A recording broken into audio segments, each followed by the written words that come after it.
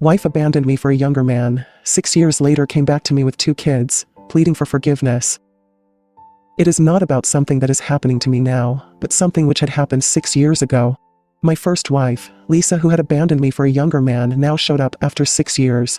I'm 41, a married man with a gorgeous daughter who is about to turn 1 in a few months. The story is of my early 30s when I was married to my first wife, Lisa. I was 29 when I first met Lisa, who was 23 at that time. We met at a party and hit off. She was just starting her career as a fashion designer while I was setting foot as a new entrepreneur after working in software for 5 years. My company was not flourishing in a way that I was making millions a month, but it is doing fairly well as a newbie. The revenue was decent for me to put up a good life. It was a long time ago, so I don't remember the exact details properly. But after a few months of dating, Lisa moved in with me at my apartment. I was living alone. She was a charming woman. Now, when I look back, I think the primary reason why I fell for her was because of her personality. She was an extrovert and dead-drop gorgeous.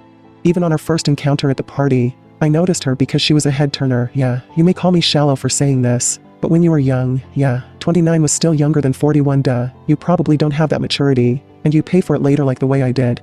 We dated for 2 years, and then got married at a lavish ceremony. Yeah, Lisa wanted a fairy tale wedding. She had a thing for perfection. She wanted a dream wedding, which she had meticulously planned ever since she was a little girl. I remember this because it was a dent in my pocket, but I didn't realize it back then. I was too busy being the perfect boyfriend/husband to Lisa, lol. It was a smooth ride for the first 2 years. I don't remember having any major fights during that period. Problems started somewhere after our second anniversary when Lisa started acting differently after she joined a master's program in fashion.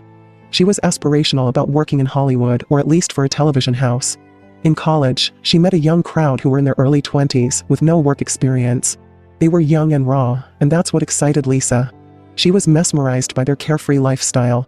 She started saying that she married early and all that. Initially, I brushed it off as a temporary FOMO thing.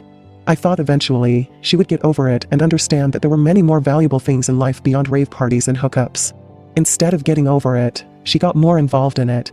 She started partying late, going hiking, and the endless sleepover nights. Those were my early days of business. I was more focused on tackling my business problems because my personal life was running smoothly. That's what I thought. It was an 18-month program. I thought she would get over it once the course was over, but even after her post-graduation, she continued with that lifestyle. During that same time, my business suffered some major losses, and I was knee-deep in debt. Instead of supporting me, she sort of mocked me for my rudimentary choice of running a company. She kind of forgot that I was bearing her expenses for all these years while she was in her master's program. Even when she was working before, her income was nothing compared to mine, so I took up the household responsibility alone and let her have that money for herself. There was this guy from her master's who got an assistant job with one of the top designer houses in the town. Lisa was head on heels for this man. She started comparing me with that guy in terms of his early success, his decision-making, and even his sense of humor and physical fitness. Well, I used to work 12 to 14 hours a day to set up my business, and I used to neglect my health at that time. Not recommended though. I didn't have a toned body with a chiseled jawline, but I was also not overweight. I admit that I used to be too busy and exhausted from work, which she found boring. Eventually, she found solace in that guy. He was an intern and had lots of time to spare with Lisa. He might have had a good sense of humor or whatever else she needed. One day, I came home to find a note on my refrigerator. The words were somewhat like this: "Sorry, I cannot face you, hence this note. I don't love you anymore. I'm moving to LA with Leo, a fair partner. He makes me laugh and happy, which you don't. Don't call me, I'll not answer. I'm gone." These were not the exact words, but more or less the same. I was shattered. My world fell upside down. But that's the thing with bad times, it passes. I started focusing more and more on my business to overcome my personal grief. Actually, it was due to the hard work that I had put in during that time that my business took off so fast. Yeah, it was a blessing in disguise. After 2 years, I met Sophie at a business meeting. We became friends, started dating, and now we are married with a 10-month daughter. Life couldn't be better. Sophie is everything that Lisa was not. She is kind, compassionate, and, more importantly, she is my friend. I had forgotten most of the details which I had written until last week. Yes, something had happened last week that brought back all these memories. Lisa showed up. Yes, my first wife, who abandoned me for a young lad, showed up at my office for help. At first, I wasn't able to recognize that she was the same gorgeous Lisa I had known. She looked pale and miserable. She had a 3-year-old daughter and an infant, probably a few months old. I would have denied meeting her if I hadn't spotted her in the waiting area. She looked pitiful. As soon as she entered my cabin, she broke down. Her daughter was still sitting outside in the lobby. She came inside with her infant son. She kept saying sorry and cried like she was in grave pain. It was also very emotional to see her after 6 long years. The last time I saw her, I used to love her, and now I was meeting her as a stranger, nothing in between. I didn't get the chance to hate her or see the evil side of her. She said she went home but found that the house was sold.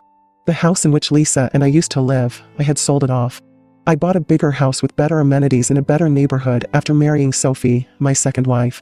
Lisa didn't know that I was married. She said Leo was treating her badly after the birth of her daughter. She suspected that he cheated on her while she was pregnant. When she confronted, he belittled and mocked her for her age and fading beauty. He was 6 years younger than her. She struggled to make a decent living and was dependent on him, so she had to put up with his nuisance. She said that it had become pathetic during her second pregnancy and childbirth. Leo didn't even show up at the hospital. She called her cow and other demeaning names such as fat aunt and oldie. She felt humiliated to share the roof with him, and hence, she fled back from LA. So, basically, she abandoned him as well. When Lisa abandoned me, I wished her a miserable life. But when she actually told me how miserable her life was, I was not pleased. I felt bad for her. She went into an apologizing mode and asked me to forgive her. She said karma had cursed her for hurting me. She said she was young and immature to not differentiate between right and wrong people. I asked her to calm down and said that I had forgiven her and I had moved on. She held my hands on her cheeks and cried hard. She pleaded with me to take her back and promised to be the best wife. I retreated my hand and told her I was married and had a baby. I turned my family photo frame towards her. She grabbed it, looked at it closely, and started crying. I didn't know what to tell her, so I stood quiet. She stood up and said that I was her last hope, but seeing the picture, it looked like she had none. I didn't say anything, and she left. After Lisa left, I immediately called up Sophie and told her everything. I wasn't able to concentrate at work, so I went home early. I was unmistakably sad. Sophie tried to calm me down that I was not the reason for her troubles. She had brought this on herself. I agree.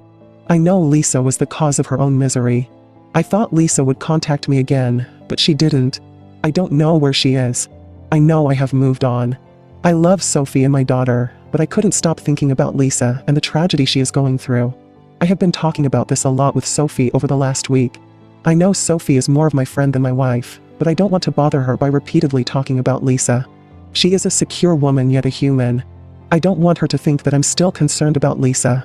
I have no feelings for Lisa at all, but her sudden appearance out of nowhere, and after knowing her pathetic life, I'm actually disturbed. Update 1. It's been more than 5 months since I posted my story about how my ex-wife, who abandoned me without any explanation, returned to my life and asked me to take her back.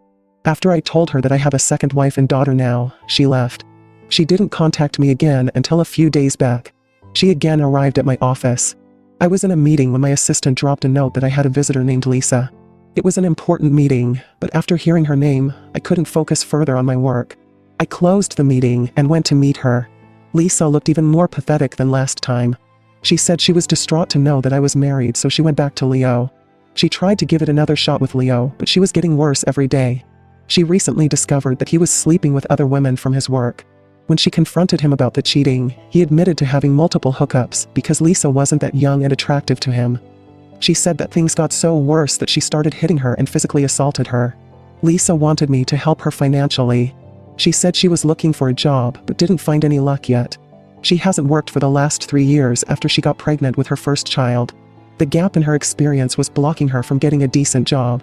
If all these were not enough, she told me Leo never married her. He didn't believe in it and he had manipulated her into the same thing that she started seeing him. That's why she used to call me rudimentary.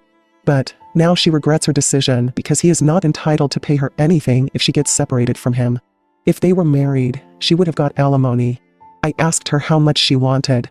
She didn't say anything. I wrote her a check for $30,000. I said this is what I could do for her. She can rent a motel and restart her life. I suggested she take up any other job to sustain her lifestyle, not necessarily into fashion. She thanked me for the money and left. This time, I was reluctant to tell Sophie about meeting Lisa. But after much contemplation, I told her, if she got to know from some other sources, I would strain my relationship. That day, when I went home, Sophie saw me tensed and asked me if something was bothering me. I told her about Lisa asking me for the money. This time, Sophie's reaction was cold. She didn't say anything about the money, but she warned me that it shouldn't become a habit for Lisa to borrow money from me. I didn't get mad at Sophie because I could understand her insecurity. It was quite natural for her to feel so. I assured her that I had no feelings for Lisa and that I had helped her just because she was in a miserable condition. Sophie was a little down but recovered soon. Update 2. This update is to clarify some of the air going on in the comments section. Some of you said it seemed that I still had feelings for Lisa and that I might take her back or cheat on Sophie with Lisa. No, guys, there is nothing as such. Maybe I was just taken aback by the sudden appearance of Lisa because I had never expected her to show up in that condition. And even in the next meeting, I wasn't eager to meet her. I just helped as I would have helped any other person. I might have moved on, but I haven't forgotten how ruthlessly she used to mock me, humiliate me, and then finally abandon me. Especially when I had done so much for her. That was the worst phase of my life.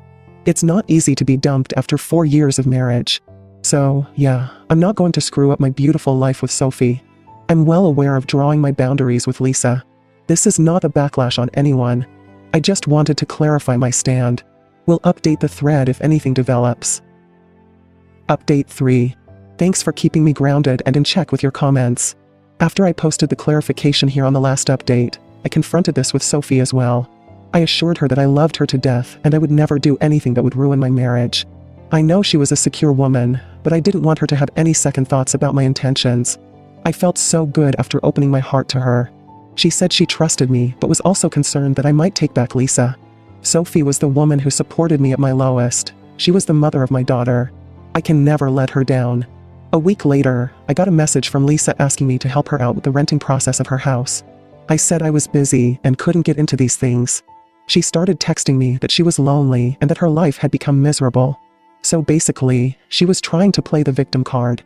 Trust me, I ignored her messages as if it was spam, but she didn't get discouraged, she continued. I was surprised to see she was hitting on me, sending me romantic emojis and heart icons. I told her I wasn't comfortable with talking to her and that she should stop doing it. She insisted that we stay in contact as a friend. I said I already have a friend at home as Sophie and I don't need any. She backed off for a few days, but again forwarded me some romantic posts and reels. I gave her the warning that I would block her if she further sent me that stuff. I told her my wife was not comfortable that I talked to her and I could not upset her.